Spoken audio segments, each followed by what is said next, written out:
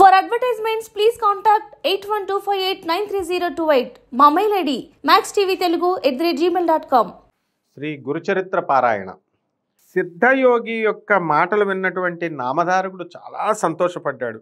ఓ యోగి పుంగవ, నేను ఎప్పుడు కూడా శ్రీ గురు చరణాలనే ధ్యానిస్తూ ఉంటాను. మేము వంశపారంపర్యంగా మేము చేసే ఒకే ఒక్క సేవ స్వామివారికి, అది గురుదేవుల నిరంతర ధ్యానము, నిత్య స్మరణము అయినప్పటికీ కూడా నాకెందుకీ కష్టాలు, మీరు నన్ను ఉద్ధరించడానికి వేయించేసినటువంటి మహానుభావులు, దయచేసి నా సంశయాన్ని తీర్చండి అని చెప్పి ఆయన కాళ్ళ మీద పడిపోతే అప్పుడు నామధారకుడు మాటలు విన్నటువంటి సిద్ధమహాముని చెప్తున్నారు, ఓయి శిష్యశ్రేష్ఠ, శ్రద్ధగా విను.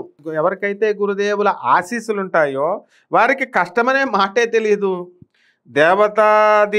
ఇప్పుడు మొత్తం దేవాది దేవతలు అందరూ కూడా గురుదేవుల ఆజ్ఞ మేరకే నడుచుకుంటారు, పనిచేస్తూ ఉంటారు. గురు కృపను పొందినటువంటి వారి కలిని కాలాన్ని కూడా ఎదిరించి నిలబడగలుగుతారు. నువ్వు ఇక్కడనమాట, నీకెందుకు కష్టాలు వచ్చినాయి అన్నట్టే అని చెప్తున్నారు. ఎందుకంటే ఇప్పుడు మనం జనమంతా కూడా మనం రోజు ఏదో ఒక దేవుడిని పూజ చేస్తాం, వెంకటేశ్వర స్వామినో ఆంజనేయ స్వామినో అయ్యప్పనో అలా. మరి చేస్తున్నప్పుడు మనకి ఎందుకు ఈ కష్టాలు తొలగట్లేదు అనేటటువంటి సందేహం కోట్ల మందిలో ఉంటుంది. వాళ్ళు పామరులు కని కాదు, పండితులని కాదు, ధనవంతులని కాదు, పేదవాళ్ళని కాదు, అందరిలోనూ ఉంటుంది. మహాపండితులు, మహాప్రవక్తలుగా, మహాస్వామిజీలుగా, బాబాలుగా ఉన్నటువంటి వీళ్ళకు కూడా ఉంటుంది. ఎందుకంటే మనందరం పామర జనమే. కేవలం ఒక్క నృసింహ సరస్వతి స్వాముల వారు మాత్రం, ఒక్క ఆదిశంకరులు మాత్రము, ఒక్క శ్రీకృష్ణ పరమాత్మ మాత్రం, అంటే ఇదంతా కూడా దత్తాత్రేయుడే, ఆయనకు మాత్రమే సంపూర్ణమైన జ్ఞానం ఉంటుంది. మనందరం కూడా ఏదో ఉపన్యాసాలు వచ్చామో కానీ పామర జనమే. మనకు అర్థం కానిది ఎటువంటిది ఈ సిద్ధమహాముని చెబుతున్నాడు అనమాట. ఏంటి మీరంతా చేస్తున్న తప్పేంటంటే గురుదేవుని విగ్రహాన్ని మాత్రమే పూజిస్తున్నాం. మేము ప్రతిరోజు మనం పూజ చేస్తున్నాం, పువ్వులు పెడుతున్నాం, కుంకుమ వేస్తున్నాం, అగరబత్తీలు పెడుతున్నాం, కేవలము అందులో దేవుని విగ్రహాన్ని మాత్రమే చేస్తున్నాం. విగ్రహంలో నిజంగా ఆయన యొక్క గురు దత్తాత్రేయుని చూడలేకపోతున్నాం. మనం ఏ విధంగా అయితే కదులుతున్నామో, మనం ఏ విధంగా అయితే నడుస్తున్నామో, బ్రతుకుతున్నామో, ఆ విధంగా నువ్వు దత్తాత్రేయుని చూడగలగాలి ఆ విగ్రహంలో. అది నువ్వు చేయలేకపోయావు, ఫెయిల్ అయిపోయావు. And there is your defect, it should be rectified. ఇది మార్చుకో అని చెప్తాడనమాట. అందుకే నువ్వు గురుదేవుల పట్ల నీకు దృఢమైనటువంటి భక్తి రాలేదు నాయన. మరి అందుకనే నువ్వు కష్ట నష్టాలకి గురవుతున్నావు. త్రిమూర్తుల రూపమైనటువంటి దత్తాత్రేయుడే శ్రీ గురుదేవులని గ్రహించు. అప్పుడు గురుదేవులు నిన్ను తప్పక అనుగ్రహిస్తారు. వారిని తదేక చిత్తంతో ధ్యానించాలి. ఆ శ్రీహరి త్రిపురాంతకుడైనటువంటి భక్తుల పట్ల ఉదాసీనత ప్రదర్శించొచ్చేమో, ఎవరు? శ్రీహరి విష్ణువును, తర్వాత శివుడును. కానీ గురుదేవులు మాత్రం దరిచేరిన వారి నమ్మకాన్ని ఎప్పటికీ కూడా వమ్ము చెయ్యరు అని చెప్పాడు. అంటే ఇక్కడ నృసింహ సరస్వతి స్వాముల వారు ఒక మామూలు ఋషిలాగా వెలిసారు కదా, అక్కడ తిరుగుతున్నారు. అక్కడ ఉంటుంటే ఈయన వెళ్ళాడు, అందరూ కూడా వెళ్తున్నారు, దర్శనాలు చేసుకుంటున్నారు, వస్తున్నారు. కానీ ఈయన సాక్షాత్తు త్రిమూర్తుల యొక్క అవతారమేనా అని చెప్పి తెలుసుకోలేకపోతారు జనం. మాయ అనమాట. ఆయన తెలియనివ్వడు. ఎప్పుడు కూడా తాను గురువు అని చెప్పుకునేవాడు ఎవడు కూడా వాడు గురువు కాడు. వాడు నేను గురువుని కాదు నాయన అని చెప్పేవాడే గురువు. ఎందుకని ఆయన దత్తాత్రేయ స్వాముల వారు ఎప్పుడొచ్చినా సరే పిచ్చోడి రూపంలో, ఉన్మత్త వేష రూపాయ పిచ్చోడి రూపంలో ఉంటాడు, తాగుతూ ఉంటాడు, తర్వాత అమ్మాయిలతో ఉంటాడు, లక్ష్మీదేవితో ఉండేసరికి, అనగాదేవితో ఉండేసరికి ఈ యొక్క సిద్ధులు నవనిధులు, అష్టసిద్ధులు నవనిధులు, వీళ్ళంతా కూడా మరి ఈ అమ్మాయిలతో ఉన్నప్పుడు వీడేం గురువురా నాయన అని చెప్పి అపోహను కలిగింపజేస్తాడనమాట.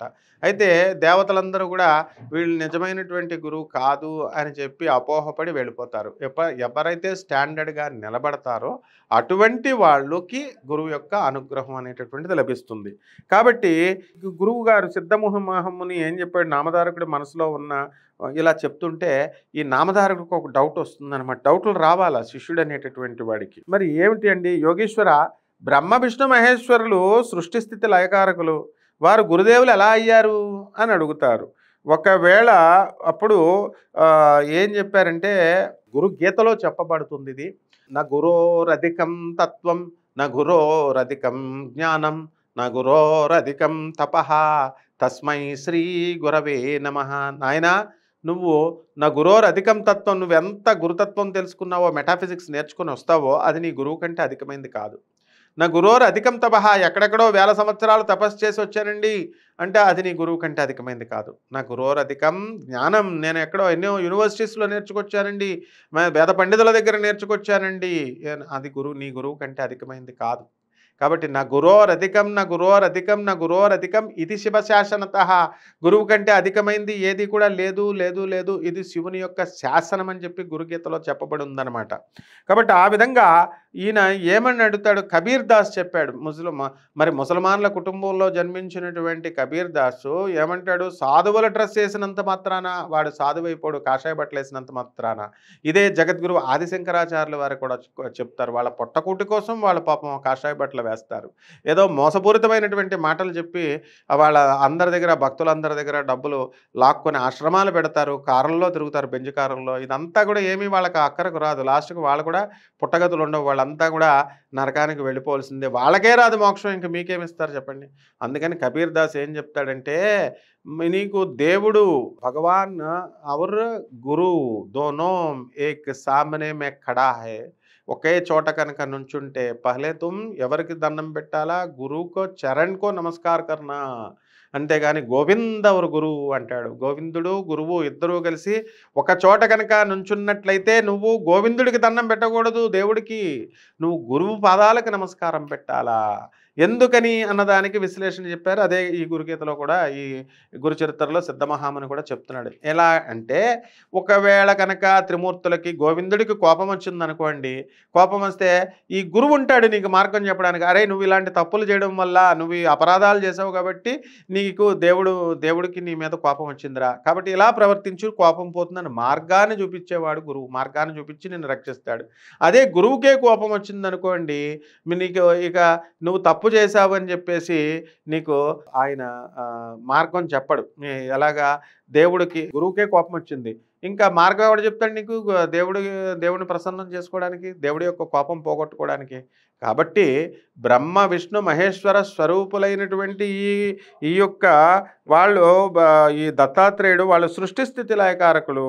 కాబట్టి ఒకవేళ కనుక విష్ణువు రుద్రులు కనుక కోపగించిన పక్షంలో గురుదేవులు వారిని శిక్షించవచ్చు. ఒకవేళ గురుదేవులే కనుక కోపగించుకున్నారనుకోండి భక్తుడి మీద, వారి కోపానికి గురైనటువంటి వారిని ఎవరూ రక్షించలేరు. అంటే అర్థం ఏంటంటే, బ్రహ్మ విష్ణు మహేశ్వరులు విడివిడిగా వీడిని భక్తుడి పైన కోపగించినా గురువు రక్షిస్తాడు. కానీ గురువే కనుక కోపగించినట్లయితే బ్రహ్మ విష్ణు మహేశ్వరులు కూడా మిమ్మల్ని రక్షించలేరు అన్నది తాత్పర్యం అన్నమాట.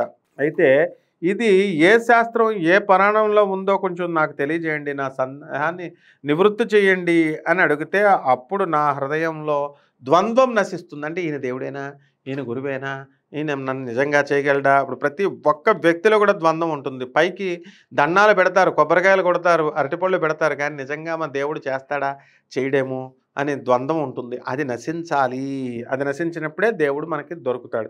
తదేక భక్తితో గురుదేవుల్ని ధ్యానించలేను నేను అని చెప్పేసి ఆ యోగి పుంగవుడిని, సిద్ధపురుషుణ్ణి ఈయన వేడుకున్నాడు నామధారకుడు. అప్పుడు సిద్ధమహాముని సంతోషించి నామధారకుడికి ఈ విధంగా వివరించాడనమాట. నా మాటలన్నీ కూడా నేను సొంతంగా చెప్తున్నాను అనుకుంటున్నామో, ఇవన్నీ వేదవాక్కులు నాయన, వాటిని అనుసరించే నేను చెప్తున్నాను. బ్రహ్మదేవుని ముఖం నుంచి 4 వేదాలు పుట్టాయి, అనంతరం 18 పురాణాలు రాయబడ్డాయి. ఆ తర్వాత వాటిలో బ్రహ్మ వైవర్తన పురాణం ముల్లోకాల్లో కూడా ప్రఖ్యాతమైనటువంటిది. నారాయణుడు అంటే విష్ణుమూర్తి తనే స్వయంగా ద్వాపర యుగంలో చివరిలో ఏమయ్యాడు, వ్యాస మహర్షిగా అవతరించాడు. వారు భూమిపై బ్రహ్మవాక్యాన్ని ప్రకాశింపజేశాడు. ఆ వ్యాసుల వారి నుంచి సకల ఋషులకు మునులకు వీళ్ళంతా కూడా వ్యాసుల వారి నుంచి నేర్చుకున్నారు. బ్రహ్మ వైవర్తన పురాణంలో బ్రహ్మదేవుడికి కలిపురుషుడికి గురుదేవుల మహిమల్ని వివరించారు. ఆ మాటలన్నీ కూడా మనం నెక్స్ట్ వీడియోలో తెలుసుకుందాం.